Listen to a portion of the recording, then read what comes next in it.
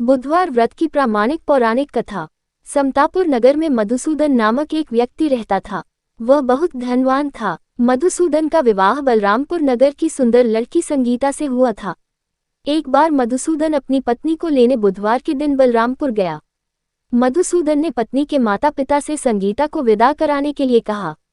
माता पिता बोले, बेटा, आज बुधवार है, बुधवार को किसी भी शुभ कार्य के लिए यात्रा नहीं करते। लेकिन मधुसूदन नहीं माना। उसने ऐसी शुभ अशुभ की बातों को न मानने की बात कही। दोनों ने बैलगाड़ी से यात्रा प्रारंभ की। 2 कोस की यात्रा के बाद उसकी गाड़ी का एक पहिया टूट गया। वहां से दोनों ने पैदल ही यात्रा शुरू की। रास्ते में संगीता को प्यास लगी। मधुसूदन उसे एक पेड़ के नीचे बैठाकर जल लेने चला गया। थोड़ी देर बाद जब मधुसूदन कहीं से जल लेकर वापस आया तो वह बुरी तरह हैरान हो उठा, क्योंकि उसकी पत्नी के पास उसकी ही शक्ल सूरत का एक दूसरा व्यक्ति बैठा था।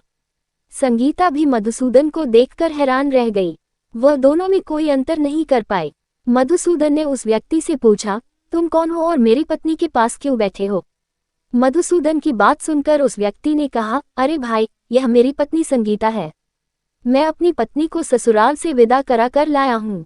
लेकिन तुम कौन हो जो मुझसे ऐसा प्रश्न कर रहे हो? मधुसूदन ने कहा, तुम जरूर कोई चोर या ठग हो। यह मेरी पत्नी संगीता है।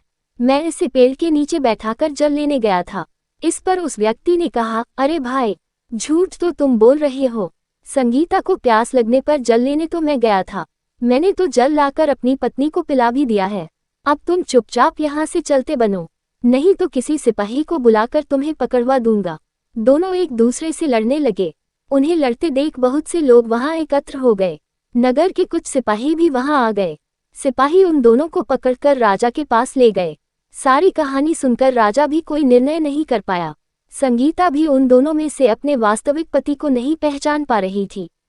राजा ने दोनों को कारागार में डाल देने के लिए कहा। राजा के फैसले पर असली मधुसूदन भयभीत हो उठा। तभी आकाशवाणी हुई, मधुसूदन, तूने संगीता के माता पिता की बात नहीं मानी और बुधवार के दिन अपनी ससुराल से प्रस्थान किया। ये सब भगवान बुद्धदेव के प्रकोप से हो रहा है। मधुसूदन ने भगवान बुद्धदेव से प्रार्थना की, हे भगवान बुद्धदेव, मुझे क्षमा कर दीजिए। मुझसे बहुत बड़ी गलती हुई।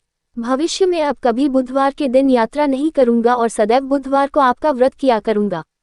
मधुसूदन के प्रार्थना करने से भगवान बुद्धदेव ने उसे क्षमा कर दिया। तभी दूसरा व्यक्ति राजा के सामने से गायब हो गया। राजा और दूसरे लोग इस चमत्कार को देख हैरान हो गए। भगवान बुद्धदेव की इस अनुकंपा से राजा ने मधुसूदन और उसकी पत्नी को सम्मानपूर्वक विदा किया। कुछ दूर चलने पर रास्ते में उन्हें बैलगाड़ी मिल गई। बैलगाड़ी का टूटा हुआ पहिया भी जुड़ा हुआ था। दोनों उसमें बैठकर समतापुर की ओर चल दिए। मधुसूदन और उसकी पत्नी संगीता दोनों बुधवार को व्रत करते हुए आनंदपूर्वक जीवन यापन करने लगे। इस तरह भगवान बुद्धदेव की कृपा से उनके यहाँ खुशियां बरसने लगी।